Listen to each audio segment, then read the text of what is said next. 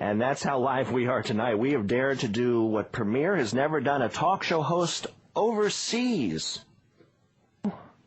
The first tabloid you see is Jacko. You get into the car that takes you into the city. The first thing the driver says is Jacko. They don't care from politics here, at least not yet. You know, in America, we have, boy, do we have freedoms. The way we run our elections with all the stuff we threw at our candidates, they don't do that here. They have proper elections, but it is Drudge. We are live on this Sunday night. Same phone number, same everything. You don't have to call over the pond. We're not going to make you pay for that phone call, times being what they are and all. And I see the old gray lady, the New York Times, has made the stock market the lead story. The complaint was filed, and I read it, and I said, you know what? This thing stinks. This is a fit-up, as the Brits say.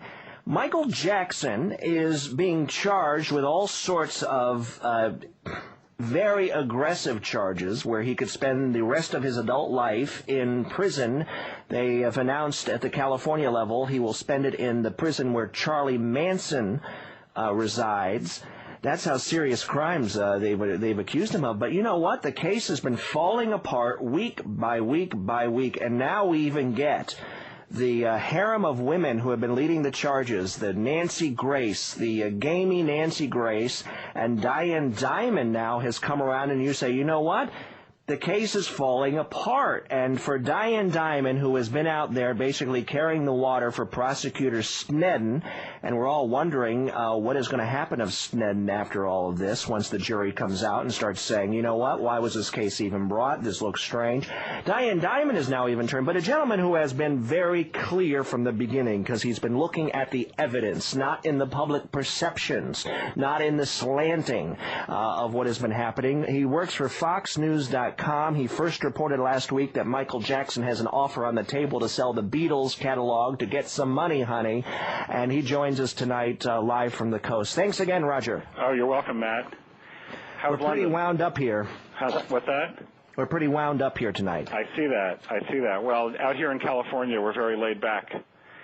Well, but how? If you've seen what has happened in that courtroom, and you build it on you actually wrote a column this weekend saying this trial must end. Yeah. Stop this. This is ridiculous. These charges are not to be taken seriously. Why did you feel the need to write that column, Roger, on your FoxNews.com spot? Well, I have to say that on Friday, Thursday was bad enough, but Friday, the cross-examination of the mother of this accuser in this case was so devastating, and not just because she's lied a lot and admitted to it, and she admitted to a lot of lying on the stand on Friday, but also it's pretty clear that she's mentally ill in some way. Maybe she's schizophrenic. She's been hospitalized in a couple of mental hospitals. We don't know what the reasons were, but it seems pretty clear that this must have been the reason. And she may be more than just paranoid and schizophrenic. We started to see 2 and 3 different versions of her at the same time. And it was kind of telling when they played the rebuttal video, and this is the video that was made of her and her 3 children back in February of 2003 to support Michael Jackson and say he's a great guy. Which she said was scripted by the Germans, right? She said the German guy who barely speaks English scripted every word down to the hand-holding. Well, she changed her story. Originally, she said they had supplied her with sort of the bones of a script. Now she says that they gave her a word-for-word script that she and her children all memorized 10 times a day, with the German managers of Michael Jackson coaching her. I mean, this is very funny. For one thing, I know the German managers.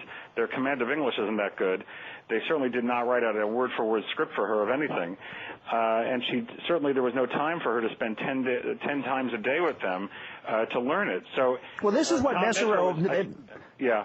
Mesereau and Cross asked her, how long did it take you to learn the script of a 20, 30-minute video? Right. How long did it take you? And she said she didn't have an answer. She didn't have an answer. Well, there are a lot of things she doesn't have an answer to because she's making up things off the top of her head now. He also said to her, well, that's a completely different version of any story you've told to a grand jury or to an investigator.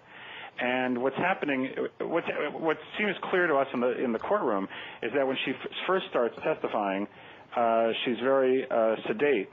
And as time goes by and possibly medication wears off, she becomes crazier and crazier.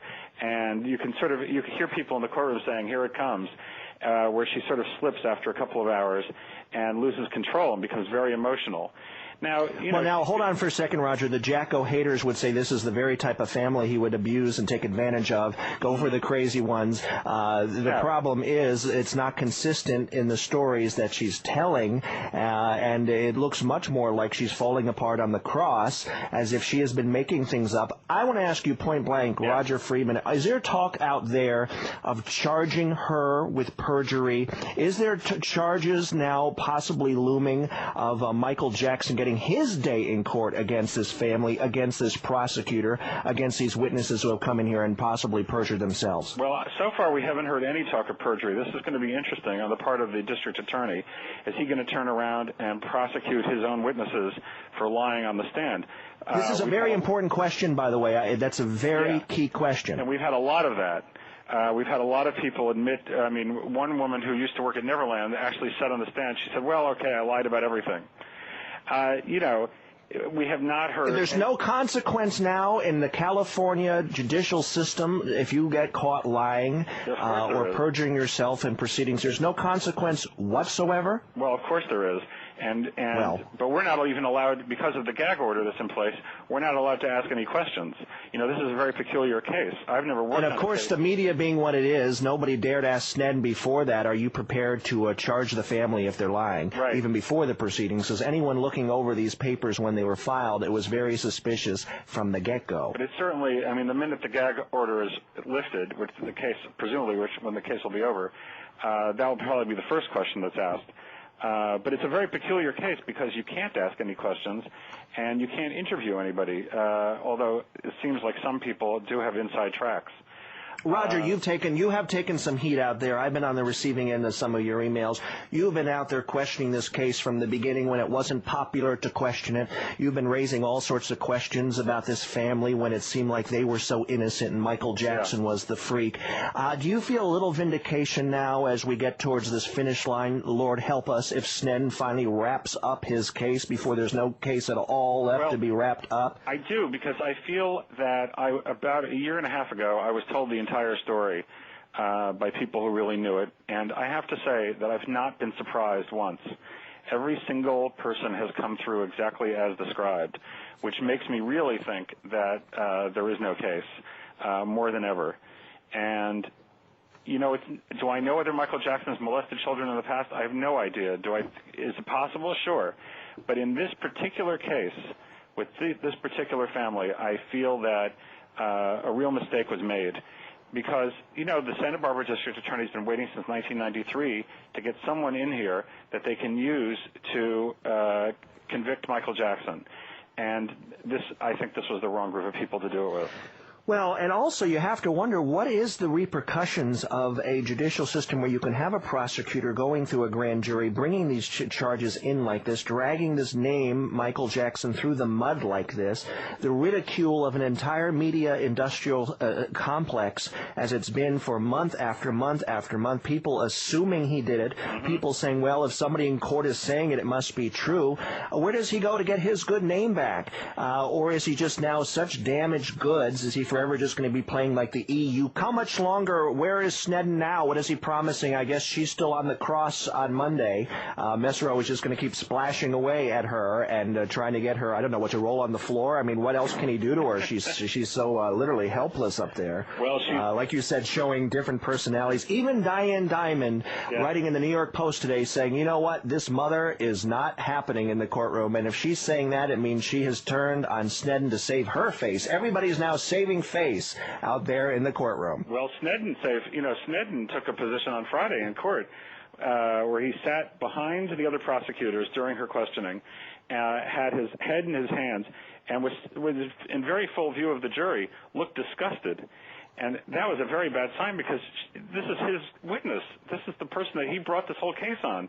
And now it looks like he's backing away from her. It was very bad. Well, she's probably deviated from the script. If there was a script, she can't memorize a script. That was a great moment when she said, "I'm not a good actress," and Mesereau said to her, "You're a fine actress." Oh, yeah, she said she was acting like a Catwoman and Halle Berry. I mean, she's really sassy. You were in the courtroom, was she actually like addressing the jury at one point and then addressing Mesereau? She had addressing the judge. She had like full command. This was her little circus. Well, she almost never addresses Mesereau in response to a question. When he asks her a question, she turns to the jury and then proceeds to give a long, digressive answer, which no one objects to, which is very strange because and every other witness, they've objected to any long answer. But here, she just goes on and on. The jury stares at her in disbelief as she tells a long answer that has very little to do with what was asked of her. Sometimes she's actually addressed us, the press, in the back of the room, where she'll say things like, "You're good guys, I know that." And, you know, we can't respond to this, but it's a complete show, and it doesn't make any sense.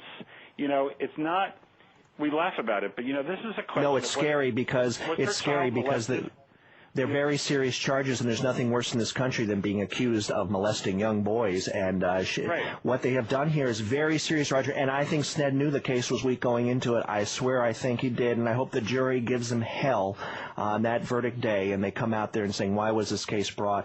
Roger Friedman will be one of the good guys on that day. We've got to cut. We're at a time break, but I do appreciate you coming in. Matt, thank you. We'll continue to link over at the Drudge Report because you were there ahead of the pack. They're all following you now. Diane Diamond's racing around the corner trying to catch up and all her others. Thanks again, Roger Friedman. Thank you. There he goes. Time to end the Jacko trial, he writes. Well, you heard that here a year ago. It's Drudge. It could happen to any of us, and if you got a prosecutor out there who wants you and wants you bad, prosecutorial abuse right now should be a major issue. I even think if they were really smart, I would think the White House would get involved in this case. And you can laugh at me, but it's been so egregious, the missteps, the false claims, the perjuries out there. It is a court gone crazy. And I'm very concerned that this is going to continue. Clinton started it, yeah. You can go and say anything in court. I give you permission now to perjure yourself and lie and point fingers and mock, and there's no consequence at all. Why not? Have a circus of it. If they're going to do that to us, if they're going to do that to citizens of this country, we should do it back at them.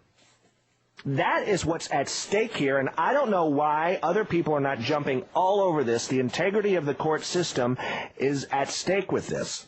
What is going to be done to those who have perjured themselves in this case? What is going to be done out there, California? Wake up. I mean, it's horrifying to think what is going to happen to our judicial system if you can go in there and lie and point fingers and saying all these terrible things, and it didn't happen. When you're joking and you're laughing and you're plotting and you're shopping and getting your legs waxed.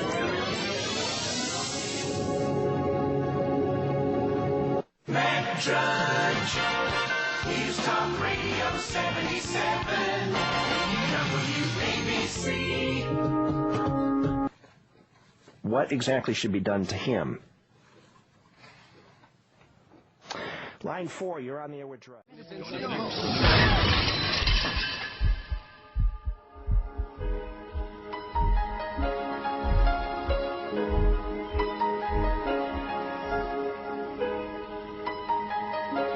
To my friends and fans, thank you very much for all of your support.